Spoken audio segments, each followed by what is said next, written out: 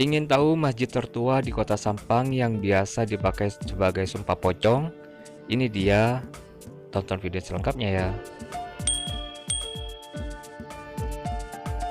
One, two, three, come on!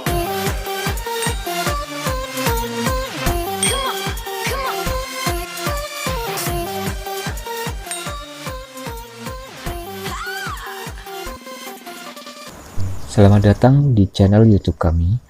Bagi kalian yang baru nonton, silahkan klik tombol subscribe sekaligus loncengnya supaya kami semakin semangat untuk membuat konten yang lebih bagus lagi. Terima kasih. Assalamualaikum warahmatullahi wabarakatuh. Gimana kabar kamu hari ini? Semoga sehat walafiat ya. Amin, amin, amin. Oke, kali ini saya mau menunjukkan salah satu spot wisata religi di Kota Sampang nih guys. Namanya Masjid Madegan yang terletak di Desa Polagan, Sampang. Masjid ini biasanya disebut juga sebagai Masjid Madegan atau Masjid Madegen ya. Masjid ini merupakan masjid tertua di Kota Sampang dan masjid ini juga memiliki sejarah yang cukup unik, yaitu dibangun dalam waktu 1 malam serta dulu sering sekali dijadikan lokasi sumpah pocong oleh warga. Menarik bukan? Pokoknya jangan di skip dulu ya, supaya informasi yang bisa kamu dapat gak kepotong.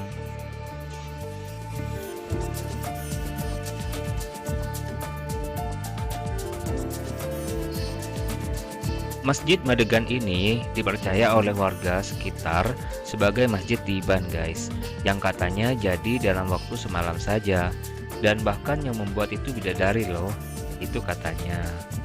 Waktu kecil saya pernah mendengar cerita semacam ini dari orang tua saya.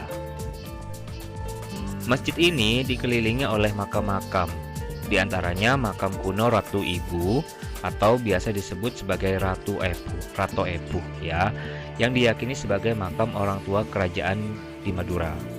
Terus makam Bupati Sampang pertama Cakraningrat II, makam Tipmanto yang merupakan khotib menantu, serta sebelah timur ada makam kuno Panji Laras. Seperti itu. Kapan-kapan saya akan liput juga ya mengenai makam Rato Epu dan Panji Laras dalam video berbeda. Baik, saya lanjutkan lagi ya, bahwa Masjid Madegan ini dibangun tahun 1583 yang bagian luarnya memiliki sumur tua yang cukup dalam guys. Sejak dulu banyak warga yang memanfaatkan sumur tersebut sebagai kebutuhan sehari-hari. Katanya, air sumur tersebut dipercaya untuk menyembuhkan segala macam penyakit guys, sehingga banyak warga yang memanfaatkan air sumur ini sebagai kebutuhan sehari-hari dan sebagai obat katanya seperti itu ya. Oh iya, bagian yang sudah berporselen dan bagus di pelataran masjid ini merupakan bangunan baru loh ya. Karena dulu lokasi ini adalah sedikit halamannya maksudnya. Tapi berhubung makin banyak jemaah yang sholat di masjid ini, maka masjid ini diperluas dengan tidak mengubah bagian inti atau bagian aslinya di masjid ini guys. Jadi di bagian inti yang di tengah-tengah masjid itu tidak ada perubahan sama sekali. Bukti tidak ada perubahan yaitu 4 pilar yang ada di tengah-tengah masjid itu guys. Itu kan bentuknya agak miring ya. Karena di situ tidak pernah mengalami perubahan guys, tidak pernah diubah. Katanya dulu pernah diubah tapi balik lagi guys dan nggak bisa, katanya seperti itu. Jadi 4 pilar tersebut masing-masing dipercaya memiliki kelebihan tertentu, yaitu pilar depan bagian utara diyakini cepat mendapatkan ilmu, sedangkan tiang belakang bagian utara diyakini cepat mendapatkan ilmu pengobatan. Terus tiang depan bagian selatan cepat mendapatkan jabatan, dan tiang belakang bagian selatan diyakini bisa memudahkan dalam berbisnis. Kalau lokasi ini yang bekas pohon ini merupakan bekas pohon sawo yang katanya cukup misterius guys. Dulu lokasi ini dijadikan sebagai lokasi beberapa orang, bagi orang-orang yang datang ke masjid ini tentunya, untuk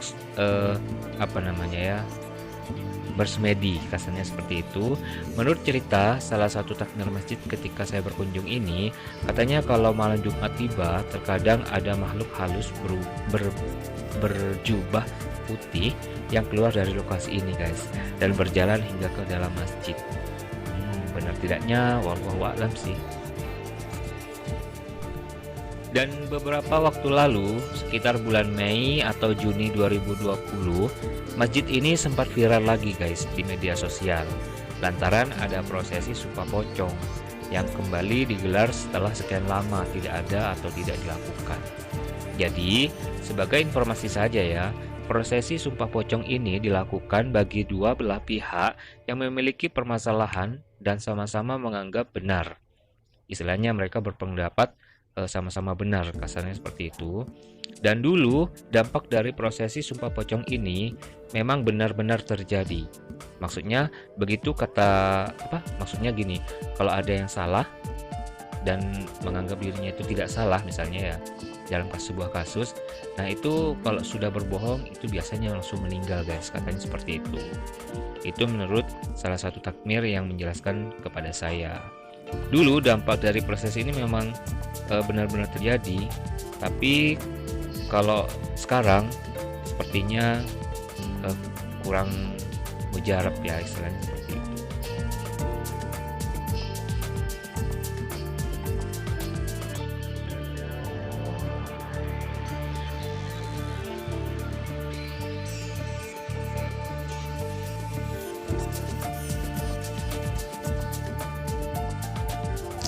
Masjid ini guys, kalau duhur saat sholat tiba, cukup banyak masyarakat yang sholat di sini, terutama di warga sekitar, karena menganggap di sini tuh sebagai masjid tertua dan juga sebagai masjid yang dekat dengan sekitarnya, terutama masjid yang paling tua, istilahnya seperti itu. Dan juga banyak para pengunjung yang datang ke sini berziarah dari luar kota yang ingin tahu tentang masjid ini dan sholat di sini, seperti itu.